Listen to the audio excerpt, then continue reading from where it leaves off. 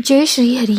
आज की वीडियो में हम जानेंगे कि गोपाष्टमी कब है और गोपाष्टमी का पर्व किस तरह से मनाना चाहिए। इस दिन हमें क्या करना चाहिए और क्या नहीं करना चाहिए। तो इस दिन गौ माता की पूजा कैसे करनी चाहिए, पूजा विधि क्या है और पौराणिक कथा, तो यही सब चीज़ें आज हम इस वीडियो में जानेंगे। जानने से पहले मैं आपको बता दूं, अगर आप मेरे चैनल पर नए हैं तो आप मेरे चैनल को सब्सक्राइब ज़रूर करिएगा और वीडियो को लाइक भी ज़रूर करिएगा। इसके अलावा आप रोज़ कार्तिक महात्म्य के अध्याय भी मेरे चैनल पर सुन सकते हैं और तुलसी विवाह की वीडियोस भी मेरे चैनल पर अपलोडेड हैं, आप उन्हें भी ज़रूर सुनिए। चलिए वीडियो शुरू करते हैं। गोपाष्टमी का पर्व कार्तिक मास के शुक्ल पक्ष की अष्टमी तिथि को मनाया जाएगा। 1 तारीख को यानी कि 1 नवंबर को गोपाष्टमी का त्यौहार मनाया जाएगा। इस दिन गाय की बछड़े सहित पूजा की जाती है और ये जो त्यौहार है ये ब्रज में बहुत ही उल्लास के साथ मनाया जाता है। गोपाष्टमी के दिन क्या करें और क्या ना करें यह जानना हम सभी के लिए बेहद ज़रूरी है, क्योंकि अगर हम सही तरीके से इस पर्व को मनाएंगे तभी हमें इसका पूरा पुण्य प्राप्त होगा। पुराणों के अनुसार जिस दिन भगवान श्री कृष्ण ने गायों को चराया था वह दिन गोपाष्टमी का ही था। तो आइए जानते हैं कि गोपाष्टमी के दिन हम क्या करें और क्या नहीं करें। गोपाष्टमी के दिन गाय की हमें पूजा ज़रूर करनी चाहिए। गाय की बछड़े के सहित पूजा करें तो किसी गौशाला में जाकर गाय की पूजा अवश्य करें। अगर आपके घर पर गाय नहीं है तो हम गौशाला में जाकर भी गाय की पूजा कर सकते हैं। गोपाष्टमी के दिन किसी गाय को हरा चारा अवश्य खिलाएं। गोपाष्टमी के दिन गाय की पूजा करके गाय और गाय के बछड़े पर प्यार से हाथ जरूर फेरें। इस दिन गाय को गौ यानी कि ग्रास देकर गाय को भोजन कराकर ही स्वयं भी भोजन करें तो आपको उसका पुण्य फल बहुत ही शुभ मिलता है। गोपाष्टमी के दिन गौशाला के ग्वालों को भी इस दिन दान, दक्षिणा, मिठाई या फिर वस्त्र आदि देना चाहिए। इस दिन गाय की परिक्रमा करना भी जरूरी होता है। गाय के साथ थोड़ी दूर तक अवश्य चलें। इस दिन यदि संभव हो तो गाय के पैर अवश्य छुएं।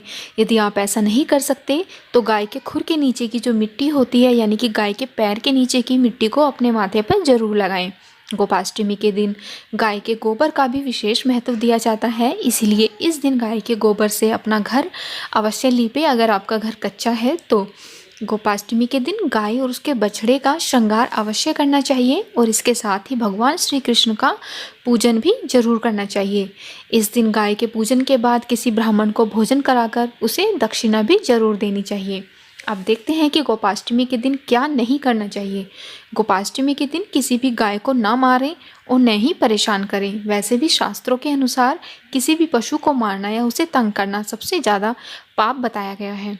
गोपाष्टमी के दिन गाय की पूजा करते समय बछड़ा उसके साथ ही होना चाहिए, तभी हमें गोपाष्टमी के दिन गौ की पूजा करनी चाहिए। गोपाष्टमी के दिन गाय को आप जो भी कुछ अर्पित करें वही सब उसके बछड़े को भी अर्पित करें। गोपाष्टमी के दिन गाय और उसके बछड़े की पूजा से पहले हमें कुछ भी नहीं खाना चाहिए। हमें उनको ग्रास या ये भोजन करा के उसके बाद ही हमें खाना खाना चाहिए। गोपाष्टमी के दिन यदि आप गाय को चारा खिला रहे हैं तो भूल कर भी सूखा चारा ना खिलाएं। गाय को इस दिन हरा चारा ही खिलाना चाहिए। ऐसा माना जाता है कि गाय को हरा चारा खिलाने से ही हमारा घर भी हरा भरा रहता है और धन धान्य से परिपूर्ण होता है। गोपाष्टमी के दिन किसी भी ग्वाले का अपमान नहीं करना चाहिए, क्योंकि इस दिन गाय और ग्वालों को बहुत महत्व दिया जाता है। इस दिन तामसिक भोजन और मदिरा पान बिल्कुल भी ना करें। हमें एकदम सात्विक भोजन करना चाहिए। गोपाष्टमी के दिन नारियल का सेवन बिल्कुल भी ना करें। साथ ही साथ जो हम भोजन गाय को कराएंगे उस भोजन में भी लहसुन और प्याज का बिल्कुल भी उपयोग ना करें। यदि आप गोपाष्टमी का व्रत करते हैं तो आपको गाय के दूध से बनी हुई चीज़ों का ही सेवन करना चाहिए। अब हम जानेंगे कि गौ माता और बछड़े की जो पूजा करते हैं हम उसकी विधि क्या है। इस दिन प्रातःकाल ही गौ और उनके बछड़े को स्नान कराया जाता है। गौ माता के अंगों में मेहंदी, रोली, हल्दी आदि इन चीज़ों के थापे लगाए जाते हैं। गाय को सजाया जाता है। प्रातःकाल ही धूप, दीप, पुष्प, अक्षत, रोली, गुड़, जलेबी, वस्त्र और जल से गौ माता की पूजा की जाती है और उनकी आरती उतारी जाती है। पूजन के बाद गौ का ग्रास निकाला जाता है यानी कि भोजन निकाला जाता है। गौ माता की परिक्रमा की जाती है और परिक्रमा के बाद गौ के साथ कुछ दूरी तक चला जाता है। अब क्योंकि पौराणिक कथाओं के अनुसार इस दिन श्री कृष्ण ने गौ को चराना प्रारंभ किया था, तो इसीलिए जो दिन था वो गोपाष्टमी के रूप में मनाया जाता है। इसकी एक पौराणिक कथा भी है। भगवान श्री कृष्ण जब छठे वर्ष की आयु में प्रवेश कर रहे थे तब एक दिन भगवान माता यशोदा से बोले, मैया अब हम बड़े हो गए हैं। मैया यशोदा बोली, अच्छा लल्ला, अब तुम बड़े हो गए हो तो बताओ अब क्या करें। भगवान ने कहा, अब हम बछड़े चराने नहीं जाएंगे, अब हम गाय चराने जाएंगे। मैया ने कहा, ठीक है, नंद बाबा से पूछ लेना। मैया के इतना कहते ही झट से भगवान नंद बाबा से पूछने पहुंच गए। बाबा ने कहा, लाला अभी तुम बहुत छोटे हो, अभी तुम बछड़े ही चराओ। भगवान ने कहा, बाबा अब मैं बछड़े नहीं गाय ही चराऊंगा। जब भगवान नहीं माने तब बाबा बोले, ठीक है लाला, तुम पंडित जी को बुला लाओ, वह गोचारण का मुहूर्त देखकर बता देंगे। बाबा की बात सुनकर भगवान झट से पंडित जी के पास पहुँचे और बोले, पंडित जी आपको बाबा ने बुलाया है और गोचारण का मुहूर्त देखना है, आप आज ही का मुहूर्त बता देना, मैं आपको बहुत सारा माखन दूंगा। पंडित जी नंद बाबा के पास पहुँचे और बार बार पंचांग देखकर गणना करने लगे। तब नंद बाबा ने पूछा, पंडित जी क्या बात है, आप बार बार क्या गिन रहे हैं।